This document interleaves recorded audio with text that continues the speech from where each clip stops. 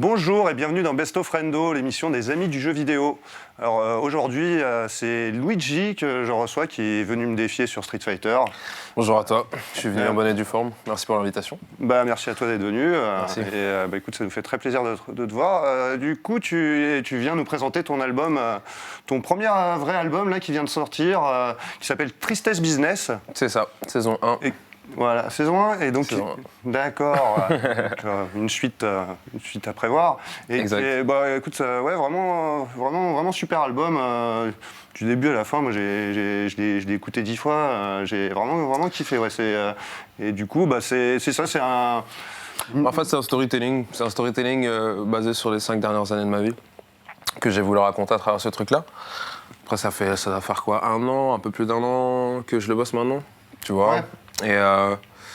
Et si tu veux, en commençant à écrire un peu l'album, au début, franchement, pour ne rien te cacher, je me demandais ce que j'allais bien pouvoir raconter. Ouais. Ce que j'allais bien pouvoir raconter sur un long format, tu vois, donc quelque chose de 17 titres en l'occurrence. Et au final, on en est arrivé à Tristesse Business, quoi. Ouais, d'accord. Et puis c'est un peu l'aboutissement quand même de 10 ans aussi, parce que ça fait depuis 2009, tu as sorti ton première mixtape en 2009, Freshness. Ouais, c'est ça, ouais, Freshness Mixtape 2009, c'est ça. Mais bon, à l'époque, je commençais le truc et puis j'étais plus dans le délire. Oh, mais attends, mais t'es chaud en fait. Ah ouais, dis donc, c'est parti vite. J'étais un peu distrait, ouais, du coup. C'est aussi le truc de l'émission, comme on parle en même temps des fois.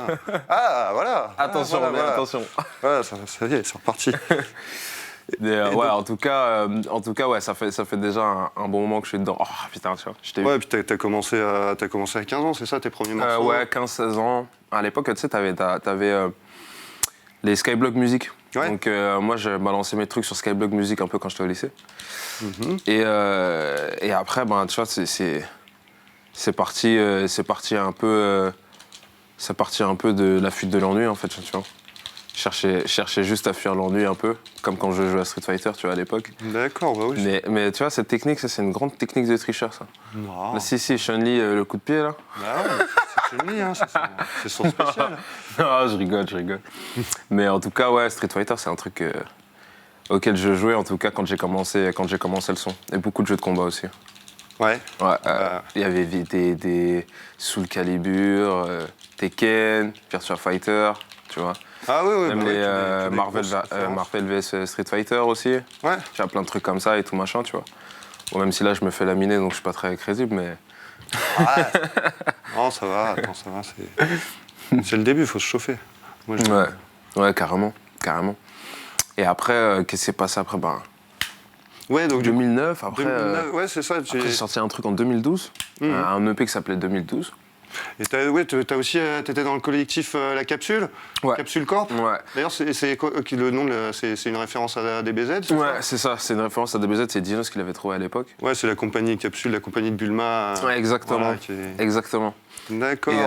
Et c'est un peu sous ce nom-là qu'on a fait un peu tous nos armes. C'est à l'époque, il y avait des délires comme le Rap Contenders, etc., machin, tu vois, auxquels on a tous participé un peu tu vois, par motivation. En fait, on était tous, tu sais, un peu motivés par tout le monde, tu vois. Chaque fois qu'il y en avait un qui participait, ça nous donnait aussi à nous envie de participer, machin, etc.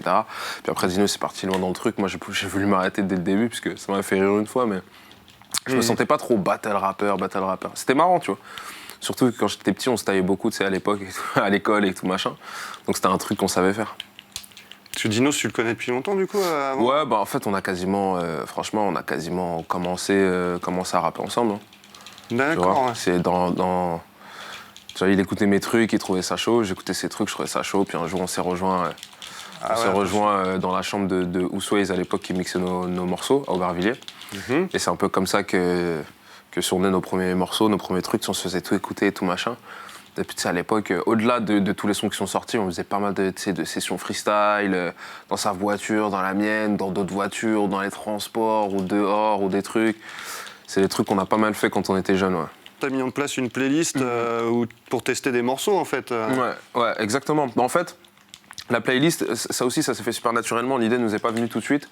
C'est juste qu'on savait qu'on n'était pas encore prêt pour balancer un album.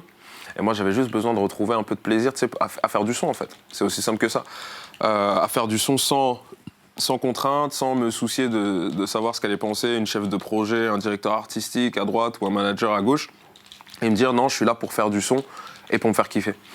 Et donc, au fur et à mesure, en fait, on balançait les sons. Et puis à un moment donné, étant donné qu'on était dans une certaine productivité, on est arrivé à l'été 2017, je crois, en se rendant compte qu'on avait au moins 6 ou 7 morceaux qui étaient disponibles, en tout cas qu'on pouvait upload directement sur les plateformes. Et on s'est dit, bon, bah, à partir de ce jour-là, plutôt que de lancer 7 morceaux d'affilée, on va dire qu'on lance une playlist et on va mettre tous les morceaux qu'on a sortis au cours de l'année dans cette playlist-là, tu vois.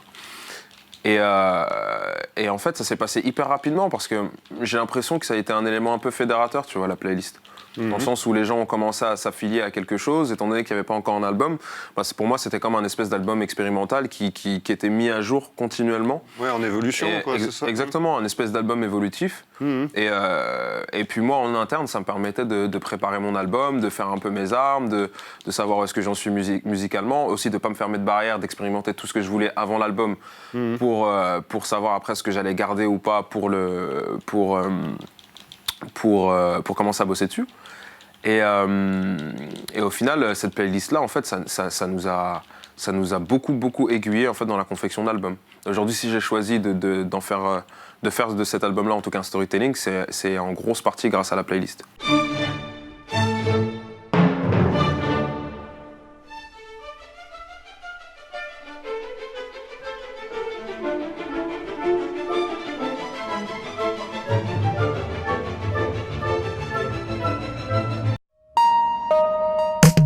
Click Sport, c'est toutes les semaines sur Click TV, c'est votre nouveau rendez-vous où chaque semaine, on vous propose de vous raconter ou de vous faire découvrir une légende du sport. Moi, j'ai plutôt vu ça comme, je sais pas, clic-clac, je sais pas. Et nous voilà en compagnie de notre invité toute la semaine, Kobalade. Bienvenue, c'est ta première télé?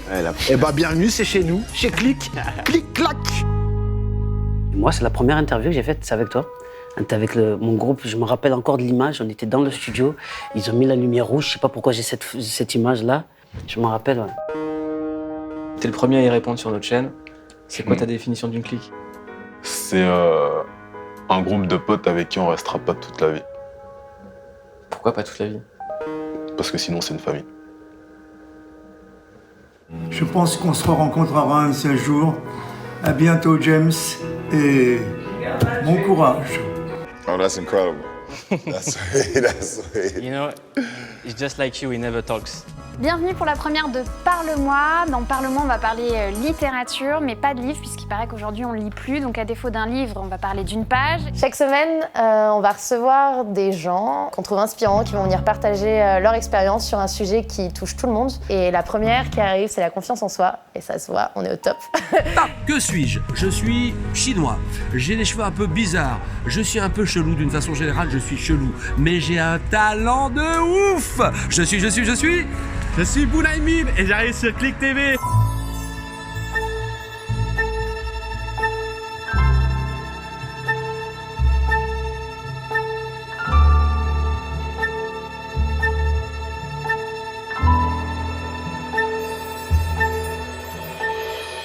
Salut, c'est Cut Killer et chaque semaine je vais vous présenter un album.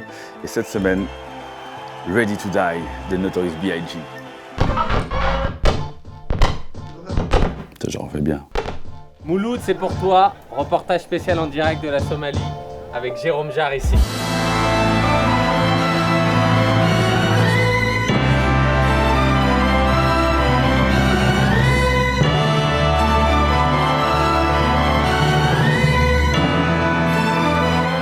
Là exactement, on est en direct de Cox's Bazar au Bangladesh, plus précisément dans le camp des Rohingyas, pour faire quelques jours en immersion à la rencontre de ces peuples. Moi, j'avais un rêve et j'ai été jusqu'au bout de ce rêve et j'espère que vous aussi, vous aurez des rêves et vous irez jusqu'au bout. Donc on touche ce bois là. Que t'as touché quand t'étais petit. Ouais, j'ai touché.